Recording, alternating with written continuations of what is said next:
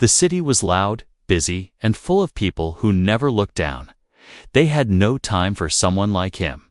Jamal was just a small boy with dark skin, skinny arms, and eyes that always searched the ground.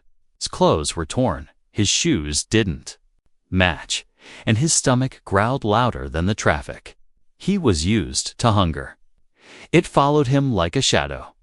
Every day after school, if he managed to go, Jamal would walk through the rich part of the city. Not to beg, not to steal, just to find leftovers. He had learned which buildings threw away the best food. He knew which restaurants tossed half-eaten meals. And he knew that behind the tall silver apartment building with the golden gate, people wasted food like it meant nothing. That was where she lived. Veronica Jamal didn't know her name at first. All he saw was a beautiful woman who never walked. She always sat in a wheelchair near the back garden. Her clothes were perfect. Her hair was smooth like glass. But her eyes were cold, tired, and full of sadness. She didn't smile. She didn't wave. She just watched him sometimes, quietly, like he was some strange bird walking through her world. Jamal was careful. He never went too close. He waited until she looked away. Then he'd tiptoe near the trash bins and grab whatever looked untouched: sandwich crusts, fruit peels, half-full juice boxes. Some days he was lucky, some days not. But he never complained. He just needed enough to make it through the night. One day, as he picked up a box of salad someone had barely eaten, a voice surprised him. "You know, that's my trash, right?" Jamal froze. Veronica was staring straight at him. Her voice was smooth but sharp. Her hands rested on the arms of her wheelchair. Her eyes narrowed. Jamal swallowed, holding the box in both hands like a thief caught in the act. He didn't know what to say. Maybe she would call someone. Maybe she would chase him off. But then she raised one eyebrow and gave a small, bitter laugh. "What's the plan, kid?" She said, "You gonna cure the world with my leftovers?" Jamal didn't smile. He didn't run. He just looked at her, calm and quiet, and said something she didn't expect. "Maybe I'll cure you." She blinked. Then she laughed again, this time louder, almost too loud. Her laugh echoed off the walls. It wasn't a happy laugh. It was sharp, almost cruel. As if she was laughing at a joke that was too painful to be funny. "You'll cure me," she said. "That's a good one." Jamal didn't respond. He picked up the rest of the food, packed it into a small plastic bag, and turned to leave. But something had changed. She watched him walk away. He didn't look embarrassed. He didn't look scared. He looked like a boy who knew something the world didn't. And for the first time in months, Veronica felt something strange inside her chest. It wasn't pain. It wasn't anger. It was something else. Curiosity. The next day, he came back. She was there again, sitting under the tall umbrella in the garden, dressed in clean clothes and holding a book. But her eyes weren't on the pages. They were waiting. Jamal didn't speak. He picked up food like always. But before he left, he looked at her again. "I'll be back," he said. She rolled her eyes. "Great. My leftovers have a fan club now." But she didn't tell him to leave. The day after that, he came back with a little jar. It looked like it had green paste inside. "What's that?" she asked, more amused than annoyed. "Something my grandma used to make," he said. "Good for sore muscles." She scoffed. "What do you know about sore muscles, boy?" Jamal just shrugged. "I know you haven't moved your legs in years." Her smile faded. Silence filled the space between them. He placed the jar near the garden wall. Then he left. That night, Veronica stared at the jar for a long time. She told herself not to touch it. She told herself the boy was probably crazy. But something inside her voice she thought was long gone whispered, "What if he's not? She dipped one finger in the paste and rubbed it on her left leg. Cold, then warm, then nothing. She sighed and went to sleep. The next morning, something happened. She felt a tingle, a spark. In her toe, she stared down, blinking. She focused hard, and then just barely her toe twitched. It was small, weak, almost invisible. But it moved, and that was enough to make her sit up straight for the first time in a long time. She didn't smile, not yet, but she waited by the garden. That day, all day, waiting for a boy with mismatched shoes and a bag full of trash. The next morning, Jamal returned to the same place, just like he said he would.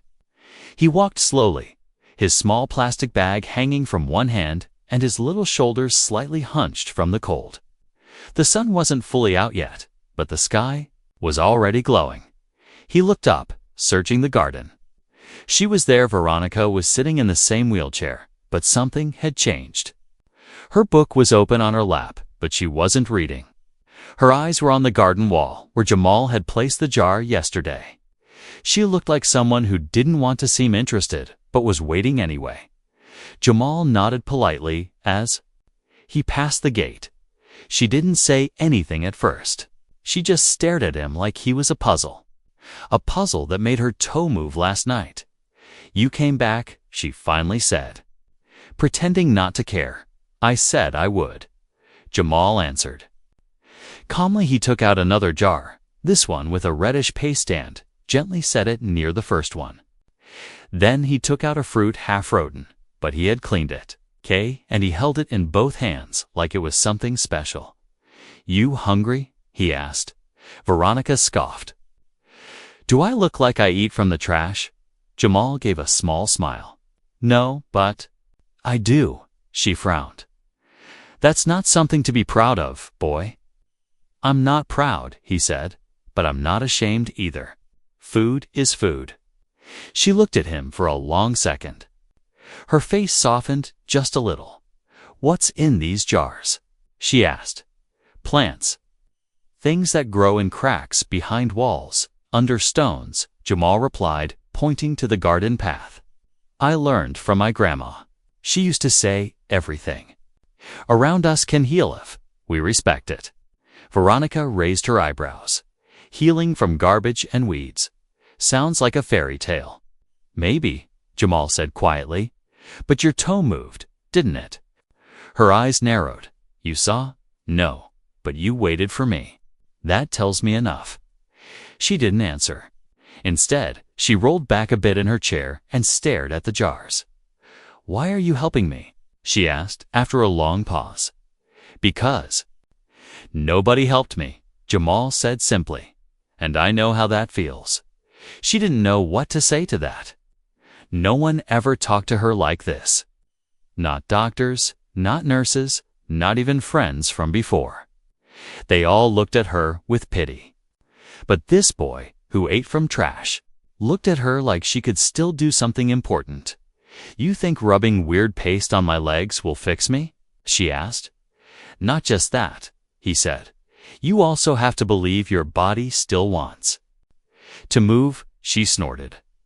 "My body gave up a long time ago." "No," Jamal said firmly. "Your body's just waiting for you to try again." Veronica didn't respond. She didn't want to admit it, but she felt that tingle again this morning. Her toe moved 2 more times, just a little. Was it real? Was it him? She didn't know, but she wasn't ready to stop him either. So for the first time, she let him stay. Jamal pulled out a tiny bottle and asked, "May I touch your leg?" She hesitated. She hadn't let anyone touch her legs in years. Not even doctors without permission. But something in the boy's eyes has calm. His respect made her nod dodge gently. With soft hands that didn't shake, Jamal rubbed the oil on her legs, starting from her feet up to her knees. He worked in slow circles, whispering words in a language Veronica didn't understand. "What are you saying?" she asked. "Things my grandma used to say when she healed someone. Not magic." Just kindness, he replied. Veronica watched him. His hands were careful, like someone handling something fragile. Her legs still felt numb, but there was warmth spreading slowly up her calves. Not hot, not painful, just warm. Alive? You're not scared of me? She asked suddenly. Why? Would I be? He replied, because I'm a broken woman with nothing to offer. Jamal looked up and shook his head. You're not broken, he said. You're just stuck. But even stuck things can move again. Her lips parted, but no words came out. No one had spoken to her like that, not in years. After a while, Jamal packed up his things and stood to leave. I'll come again tomorrow, he said, if you want me to. Veronica didn't answer. She just nodded once, very slowly. That night, she looked at her legs for a long time. She tried to move her foot again, and to her shock, it responded. Not perfectly, not fast, but real. Her heart beat faster. She didn't know what the boy was doing. She didn't know if it was real or if she was imagining it. But the one thing she did know was this. She wanted him to come back, and for the first time in a long, long time, she felt hope. Veronica sat by the garden again the next morning, earlier than usual. The sun hadn't even climbed all the way up yet, but she was already awake, waiting. Something inside her had changed, and she couldn't ignore it anymore. Her foot had moved again last night twice. It wasn't much, just a twitch. But it was real. She stared at her legs. They still looked the same thin, unmoving, pale. But now, they didn't feel completely dead. It was like something had woken up deep inside. Like a light, far away, trying to reach her. And then, there he was. Jamal came walking down the path, with his usual small bag. His shirt had a hole in it, and one of his shoes looked even more torn than before. But his face was the same calm, serious, and full of quiet strength. You're early, he said with a small smile. So are you. Veronica replied, I had a feeling you'd be waiting. She didn't answer, but she couldn't help a little smile. She wasn't used to people knowing her patterns or caring. Jamal sat near her again.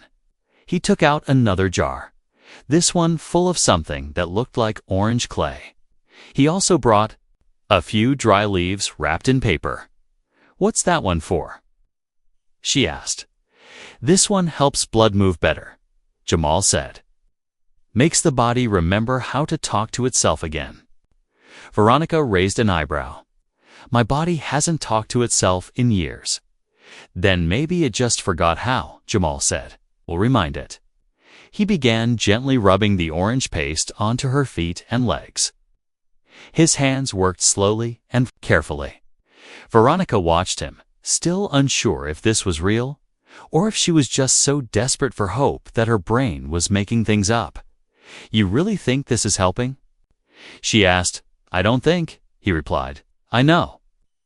She looked away, feeling her chest tighten.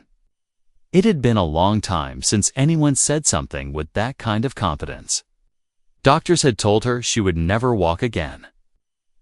Therapists had tried and given up. Friends had disappeared. You're not a doctor, she said quietly. No, Jamal answered. But I've seen healing that doctors couldn't explain. From your grandmother? He nodded. She used to treat sick people in our neighborhood, people who had no money. Some came crawling and left dancing. Veronica chuckled. That sounds like a fairy tale. Maybe, Jamal replied, but fairy tales have some truth in them. She watched him work.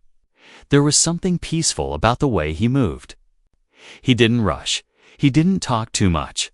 And even though he was just a boy, he made her feel seen. Like she wasn't just a sad story in a chair. Later, her nurse came out, surprised to see Jamal again. You, again? She asked sharply. Veronica waved her off. He's helping me. The nurse frowned. Miss Veronica, you really shouldn't let a street boy touch your legs. What if something goes wrong? Something already went wrong years ago, Veronica said coldly. Let him work. The nurse left, mumbling to herself. Jamal didn't react. He was used to people saying things like that, but deep down, it still hurt. He had been ignored, laughed at, pushed aside all his life, just because he was poor, just because he looked different. But Veronica, she didn't laugh anymore. That was enough for him. After the session, Veronica moved her foot. Again. This time, in front of him, Jamal noticed. His eyes lit up, but he didn't shout or cheer. He just nodded. Double quotes, good, he said. That means your body is listening. Veronica stared at her foot in shock. It's not supposed to do that. She whispered. It is now, Jamal said. That night, she lay in bed with her eyes wide open. She couldn't sleep. Her mind was spinning. All this time, she believed her body was broken forever. But now, there was a flicker of something she hadn't felt in years. Possibility. The next few days, Jamal came again and again. Each time, he brought different oils, pastes, or teas. He told her stories about healing plants, roots that grew between concrete slabs, and how his grandma used prayers like music. Veronica didn't believe all of it, but she didn't stop. Him either bit by bit. She started to feel more. A little tingling here, a small twitch there. She told her doctor, excited. But he only shook his head. It's probably just in your mind, he said. Phantom sensations. They're common in people like you, people like me, people who don't want to accept the truth. Veronica stared at him coldly. She was done with people who told her what wasn't possible. Later, she told Jamal what the doctor said. He just smiled. Let them say what they want, he said. We'll show them. For the first time in her life, Veronica believed it. She believed him, and somewhere deep inside her heart where hope had once dried up like old leaves a new seed began to grow. Veronica sat in her garden chair again, but this time something felt different. She was no longer just a woman sitting alone in silence. She was waiting for a boy who had brought more change into her life in 1 week than doctors had. In years, her eyes were softer, her face more curious, and her body was feeling again. When Jamal came walking down the path, her lips curled into a small smile. She didn't even realize she was smiling. He looked the same as always, quiet, careful, and a little dirty from the streets. But to Veronica, he looked like hope in human form. You came again, she said. You keep moving your toes, don't you? Jamal replied with a grin. She laughed lightly. I'm starting to wonder if you really are magic. Jamal shook his head. Not magic, just memory. Your body is remembering what it forgot. He pulled out another jar. This one had dark brown paste inside. He also had a small pouch of dried flowers and a torn notebook in his hand. What's that? She asked, pointing to the book. I'm writing things down now, he said. What works, what doesn't, in case we want to help someone else. Later, Veronica blinked. You think this could work for others too? Jamal nodded. Maybe. If it works for you, why not someone else? Veronica looked away, her eyes clouding. I used to think I was the only one who mattered. Before I got stuck in this chair, I was always the center of attention. Everyone clapped when I played the piano. Everyone smiled when I spoke. What happened? Jamal asked gently. I had a car accident, she said, her voice quiet. One moment, I was at the top. The next, I was nobody. My legs stopped working, my music stopped, and my friends slowly disappeared. Jamal didn't say anything. He just listened. Really listened. I started believing I was useless, she whispered, that the world had no more space for me. You were never useless, Jamal said. You were just hurt." Veronica looked at him, her eyes wet. "Why do you care so much?" Jamal shrugged. "Because I know what it's like when no one cares." He began rubbing the new paste onto her knees and thighs. She didn't stop him. She trusted him now. His hands were warm and gentle, and the way he moved made her feel like she wasn't broken anymore, just healing. "Tell me about your grandma," she said softly. "She was a healer back in Jamaica," Jamal replied. "People called her Mama. Essie, she helped women give birth, cured fever, and even helped a man walk again after a snake bite." "Did she teach you everything?" she said. "I had the hands," Jamal said, with a proud smile. "She let me watch, then help. Before she passed, she told me, 'Don't let the world make you forget what you carry inside.'" Veronica felt something in her throat. It wasn't sadness. It was emotion too big for words. She looked at the flowers Jamal had brought. "Are those for tea?" he said. "They help relax your nerves. It might help with sleep, too." He handed her the pouch. She smelled it and nodded. "Smells like earth and lemons." "That means it's good," he said. Veronica laughed again, a real soft laugh, one that felt like it came from somewhere deep. Later, as Jamal packed up, she asked, "If this keeps working, what will you do next?" "I don't know," he said honestly. "I never thought this would lead to anything, but it is," she said. "You're helping me." That means something. Jamal thought for a moment. Maybe we could make a place, like a center, for people who are forgotten. Poor people, paralyzed people, people like us. Veronica nodded slowly. "You really believe we can do that?" "I believe in you," Jamal said. "And I believe in what my grandma taught me." She looked down at her legs. She could feel the warmth from the paste. A little more movement each day. A little more hope for the first time since her accident. She began to imagine something impossible. Standing up, Veronica turned back to Jamal. "If I walk again, will you stay?" Jamal tilted his head. "I don't need to stay. You won't need me forever." "Yes, I will," she said. "Not for my legs, but for what you bring. You make me want to live again." Jamal didn't answer, but he smiled. A big, real smile that showed his crooked tooth and all. That night, Veronica didn't just feel her foot move. She sat up in bed, swung her legs off the side, and with trembling fingers, she moved both feet, not just a toe, her whole foot. She cried. She cried like a child, and whispered through her tears, "You're not just helping me, Jamal. You're bringing me back." Far across the city, in a cold, quiet alley, Jamal lay on his old blanket, staring at the stars through a hole in the roof. He didn't know what tomorrow would bring, but for once, he wasn't afraid. He was needed. He had a purpose, and that was more powerful than any miracle. The morning sun warmed Veronica's face as she opened the glass door to her garden. This time, she didn't need help. Her hands pushed the wheelchair slowly, but her heart was racing. Every night, she had been moving her feet more. Every day, the feelings in her legs got stronger.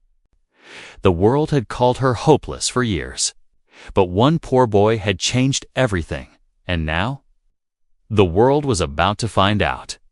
Jamal came like always early, quiet, with his little bag and his notebook. His smile was gentle, but when he saw her face, he paused. "What happened?" he asked. "I did it," she whispered. "I stood up. It's 2 seconds. No help." Jamal's eyes widened, but he didn't jump or shout. He just placed his hand over his heart and said, "I knew you would." Veronica reached for her phone and showed him a blurry video. "I recorded it, just for proof." In the video, her nurse could be heard crying in shock. Veronica had lifted herself from the chair, holding onto the wall, legs shaking but standing. Even if only for a moment, it was real. This "This is big," Jamal said. "It's not just big," she replied. "It's news." Jamal looked unsure. "You want people to see it?" "Yes," she said firmly. "Because maybe there's someone out there like me, sitting alone in a chair, thinking life is over. Maybe they need to see that healing can come from the most unexpected place." Jamal sat down slowly. "But if they see you, they'll ask about me." Veronica looked into his eyes. "Is that a bad thing?" "I don't want to be famous," he said quietly. "I just wanted you to feel again. I didn't do this for attention." Veronica smiled. "Then let me share it. Let people know the truth, but I'll protect your name." Jamal thought for a moment. Then he nodded. "Okay, do it." That afternoon, Veronica posted the video. She added a short caption. "After years in a wheelchair, today I stood. Not because of doctors, but because of a boy who believed in me." The video spread fast. Within hours, her phone was buzzing nonstop. People were commenting, sharing, asking questions. Some cried, some didn't believe it. But everyone was talking. Reporters called. News outlets emailed. Everyone wanted to know who the boy was. Veronica smiled to herself. The world could wait. Jamal had given her more than movement. He gave her dignity, kindness, and time. She wasn't going to throw him into the spotlight without care. But someone had already found out. A neighbor from the building had been watching from her window. She had taken her own video, a longer one, showing Jamal rubbing her legs, helping her walk. She posted it online without asking. Now the boy's face was everywhere. "Street kid heals rich woman." The headlines read, people were shocked. Some called it a miracle. Some said it was fake. Others wanted to meet Jamal. Doctors demanded explanations. Herbalists praised him. But Jamal, he hid. He didn't come the next day or the day after that. Veronica waited every morning in her garden, heart sinking each time he didn't show. She tried calling around. She even asked her nurse to search the nearby streets. But there was no sign of him until the third day. She heard soft footsteps and turned quickly. There he was, his eyes low, his bag smaller, his shoulders heavy. "I'm sorry," he said. "Why didn't you come?" "I got scared," he whispered. People started pointing. A man followed me with a camera. Someone tried to grab my notebook. Veronica stood from her chair, only a little shaky new and walked to him. "You didn't do anything wrong." "I didn't mean for them to see," he said. "I didn't want to become a story. I just wanted to help." Veronica hugged him. It was the first time they touched like that, not healer and patient, but to people who understood pain. "You are the story," she said gently. "But it's okay. We'll tell it our way." She made him tea with the flowers he had once brought her. They sat under the tree in the garden, away from cameras, away from noise. She told him her idea. "I want to perform again," she said. Jamal's eyes widened. "You mean piano?" "Yes," she said. "On stage. One last concert. But this time, I want you there, beside me." "I don't play music." "You don't need to," she smiled. "You gave me the music back." Weeks passed. Veronica trained every day. Her fingers remembered the keys. Her legs grew stronger, and the world waited to see her stand again. Finally, the day came. The theater was full. Reporters, fans, and even doctors filled the seats. But no one looked at Veronica as much as they looked at the quiet boy sitting beside her. Holding a notebook with leaves taped inside, she sat at the piano. The lights dimmed. She looked at Jamal. He nodded, and then she played. The music was shaky at first, then smoother. Notes rose like birds. Her fingers danced. Halfway through the song, she stood. The crowd gasped. Tears fell. The final note rang out silence. Then a storm of claps and cheers. People didn't just see a miracle that They saw a woman reborn and a poor boy who turned leftovers into healing. After the concert, Veronica's name was everywhere, again, but not because of her piano. This time, people were talking about something else, about how she stood, how she moved, and how she smiled brighter than ever before. But most of all, they talked about the boy who sat beside her on stage, the boy who helped her rise when no one else could. Everyone wanted to know more about him. Jamal became the center of attention, even though he never asked for it. Cameras followed him on the streets. Reporters waited outside the places he usually went. Some people called him a genius. Others called him lucky. Some wanted interviews. Some wanted to give him money. But all of it made Jamal feel small. He wasn't used to people watching him. He had spent most of his life invisible. He wasn't ready to be seen by the whole world. Veronica could see that he was struggling. She invited him over one afternoon. No cameras, no reporters. Just the two of them in her garden, like it used to be. Jamal sat down with a heavy sigh. "Don't know what to do," he said quietly. "You don't have to do anything you don't want to," she replied. "But everyone's asking me things. They want me to work for their companies. Some woman offered me a job in a big clinic. Someone else said I should write a book." Veronica smiled gently. "You have a gift, Jamal. People finally see it. But you're allowed to say no." He looked at her. "What if I don't want to say no?" She tilted her head. "Then what do you want?" Jamal was quiet for a while. He looked at the flowers around the garden, the same ones he once picked from sidewalks and rooftops. "I want to help more people," he said, "like you.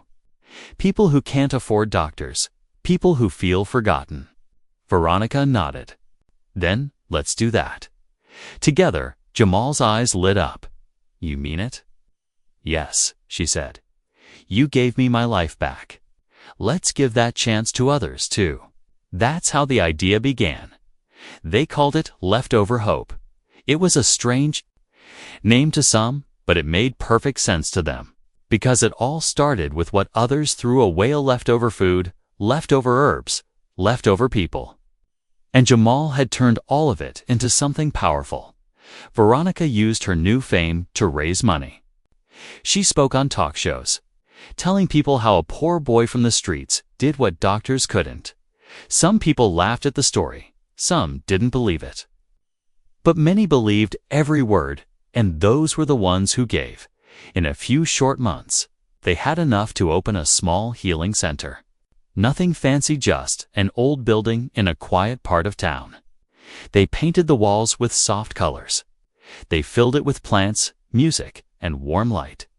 There were no white coats, no sharp tools. Just love, belief, and hands that wanted to help. Veronica used one room to teach music again.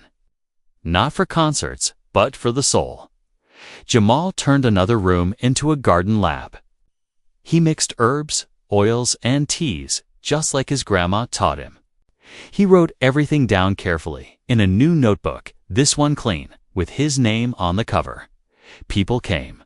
First, just a few, then more. Word spread quickly. They came with aching backs, stiff knees, broken spirits, and empty wallets.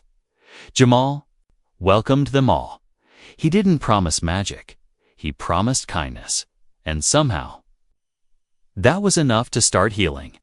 One afternoon, a woman came with her daughter who couldn't speak since birth. Doctors had said she never would. Jamal didn't say much. He sat with the girl. He gave her warm tea and let her draw pictures with herbs on paper. He pressed soft oils behind her ears and on her chest. A week later, the girl said her first word, "Mama." Mother cried in Jamal's arms. Another man came, an ex-soldier with missing toes and a broken heart.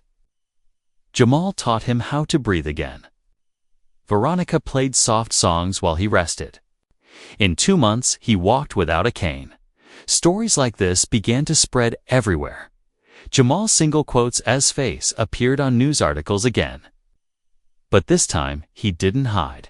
He stood next to Veronica and said, "This is for all the kids like me who ate from garbage and still dreamed big." Veronica smiled proudly. She knew this was only the beginning. One evening, she pulled out a folder and handed it to him. "What's this?" he asked. "It's everything," she said. "The papers, the money, the building. It's yours too now." Jamal's hands trembled. "You're giving me half." "No," she said. "I'm giving you what you earned. You healed me. You saved me. You built this. I just followed." Jamal blinked, his throat tight with emotion. "I don't know what to say." "Then don't say anything," she smiled. "Just promise me one thing. Anything. Never stop believing in the power of what others throw away." He nodded. That night, Jamal stood on the roof of the center, looking at the stars again. The same stars he had stared at while sleeping on the ground not so long ago. But this time, he wasn't cold, he wasn't hungry, and he wasn't alone. He had a purpose, and it all began with leftovers.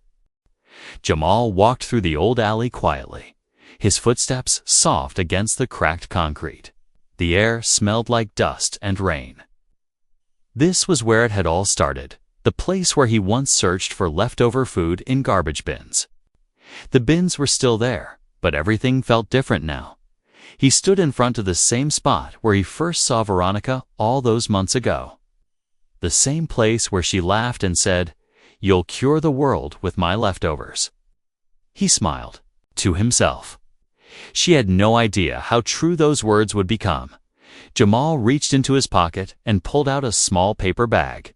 Inside were dried herbs and a folded thank you note. He placed them gently next to the old trash bin. "For everything you gave me," he whispered, "even when you didn't know you were giving." Behind him, footsteps echoed. It was Veronica. She had followed him quietly. Her steps were slow, but steady. No wheelchair anymore. She stood next to him, looking around with calm eyes. "It's not much to look at," she said. "It's everything to me." Jamal replied. They stood in silence, letting the memories return, the hunger, the fear, the pain, and then the beginning of hope. "You really used to live here?" Veronica asked gently. Jamal nodded. "Slept over there, under the broken roof. Ate from that bin, hid from police behind that wall." Her heart ached, and no one helped. He shrugged. "People don't always see what's right in front of them." Veronica touched his shoulder. "But I saw you, eventually." "And I saw you," he said, smiling. Not as a woman in a chair, but as someone still alive inside. They walked back to their healing center together. A few kids were already waiting at the door, some holding their parents' hands, others walking with crutches or wheelchairs. Jamal greeted each one with a kind word and a small bottle of tea or oil. Veronica waved and led some into her music room, where soft piano music played in the background. Later that afternoon, Jamal sat down at his desk with a notebook open. His writing was neater now. His ideas were clearer. But his heart was still the same. He looked up when he heard a knock. A teenage girl stood there, shy, holding a baby in her arms. "Are you the healer?" she asked. "I'm Jamal," he said. "Kindly, come in." She sat down, eyes full of worry. "No one wants to help us," she whispered. "My baby won't stop crying. The doctor said he's fine, but I know something's wrong." Jamal took the baby gently and held him close. He listened. He looked into the child's eyes. Then he smiled. "He just needs rest," Jamal said. "And so do you." He gave her a warm herbal drink and wrapped the baby in a soft cloth. Within minutes, the baby fell asleep in her arms. The girl began to cry. "No one has been this kind to me," she said. "Thank you." "You're welcome." Jamal said, "You're safe here." Word about leftover hope kept spreading. People came from other towns, other cities. Some donated money. Others came to volunteer. A few even brought their own herbs and recipes to share. One day, a famous documentary team visited. They wanted to make a short film about Jamal and Veronica's story. At first, Jamal said no. "I don't want the attention again," he said. Veronica looked at him gently. "This time, it's not about attention. It's about truth." He agreed. The crew followed them for weeks, filming their work, their laughter, their struggles. They showed the small garden out back, where Jamal grew healing plants. They filmed Veronica teaching music to kids who never spoke before. They captured tears, hugs, and smiles that came from real places. When the film was released, it didn't go to theaters. It went online, and the world watched. Millions of views, thousands of messages. Some people asked for help. Some people wanted to help. But one message stood out. It was from a little boy in another country. He had seen the video and wrote a short letter. "Dear Jamal, I don't have anything, but I have weeds near my house. Do you think they can help someone? I want to try like you." Jamal smiled, his eyes wet. He printed the letter and pinned it to the wall of his center. Beside it, Veronica added a note of her own. "Hope grows even in broken places." Months passed. Seasons changed. Jamal was now helping train others, young boys and girls from poor areas who wanted to learn healing. Not for money, but for meaning. Veronica's music room had turned into a place of peace. Children who had once been silent now played songs on tiny instruments, laughing and singing without fear. One night, as Jamal locked the door to the center, he looked up at the painted sign above it. "Leftover Hope." He touched the letters gently. "Funny," he said to Veronica beside him. "I used to think I had nothing." She smiled. "Turns out, you had everything." And as they walked into the night, surrounded by the sounds of a world they were slowly helping heal, Jamal knew this was just the beginning. The air was calm that morning. A gentle breeze moved through the garden, making the wind chimes sing softly. Inside the healing center, the rooms were quiet, but filled with life. There were footsteps, warm voices, and the soft laughter of children. It didn't feel like a hospital. It felt like home. Veronica stood by the window, watching the sunrise. She didn't need a wheelchair anymore. Her back was straight, and her steps were firm. She still had pain sometimes, but now she knew how to live with it. Pain didn't own her anymore. Behind her, Jamal walked in, holding a basket of fresh herbs. His hands were stained green, and his shirt had tiny tears. But his smile was brighter than ever. "You're up early," he said. "So are you," she replied. "I couldn't sleep." The new batch of teas needed checking. Veronica laughed. "You never stop." "I can't. Too many people still need help." She walked over and sat beside him on the bench. The garden was full of flowers, all planted by patients who once came there sick. Every flower had a name tag beside its names of people who had healed, moved on, or started helping others. "Do you remember the first time we met?" she asked softly. Jamal nodded. "You were throwing away salad. I was collecting it, and I told you," she smiled. "You're going to cure the world with my leftovers." They both laughed. "You did," she said, her voice softer. "You cured me." He looked at her, serious now. "You cured me too. I didn't even know. I was broken." Just then, a delivery man arrived, carrying a large box. "What's this?" Jamal asked. The box had no return name, just a label. "To Leftover Hope." They opened it together. Inside was a brand new computer, notebooks, and a letter. Veronica read it aloud. "Dear Jamal and Veronica, your story changed my life. I was about to give up. I watched your video and cried. Because of you, I got help. Now I want to help others. 2. Please use this gift to teach more people. The world needs you. Thank you for not giving up on yourselves or on others." Tears formed in Veronica's eyes. Jamal was quiet, holding the letter like it was made of glass. "I don't even know this person," he whispered. "You may not know them," Veronica said, "but they know you. They see your heart." Later that day, the center was busy. Families came in for checkups. Kids ran through the hallways, chasing each other.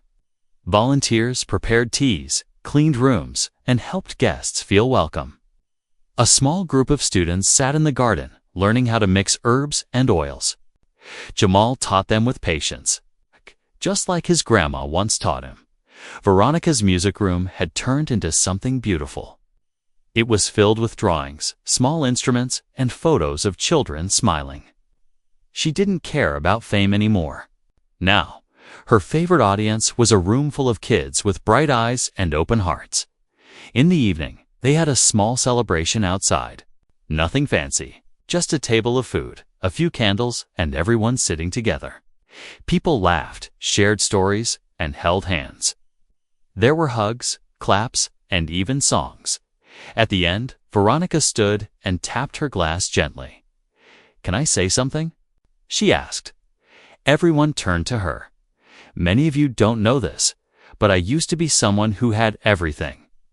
A big house, fans, success. And then I lost it all. I thought I'd never smile again. I thought life was over." She paused and looked at Jamal. But then a boy walked into my world covered in dust, carrying trash and carrying magic. He didn't look like a hero, but he healed me with his hands, his words, and his heart. He reminded me that the world throws away too much: food, dreams, and even people. Everyone listened in silence. This center, this life, it exists because he didn't let the world throw him away. She raised her glass.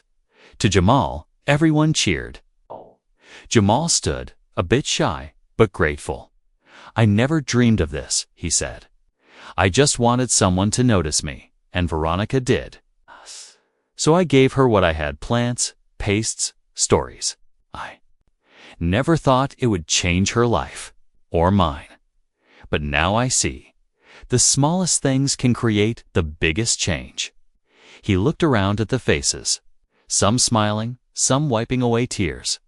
People once laughed at me for eating from trash, but now we've turned leftovers into life. They all raised their glasses together. To life, to healing, to hope. As the night ended, the stars filled the sky. Jamal and Veronica sat on the steps, side by side, watching the center glow. "Behind them, you know," she said, "I think your grandma would be proud." Jamal nodded. "I hope so." He reached into his bag and pulled out a wooden sign. He had carved it himself. He placed it beside the front door of the center. It read, "Leftover. Hope nothing is truly wasted." And under it, in smaller letters, founded by Jamal, inspired by Grandma Essie, brought to life by belief. Veronica rested her head on his shoulder. The wind blew softly, and the center stayed warm through the night. A home born from nothing.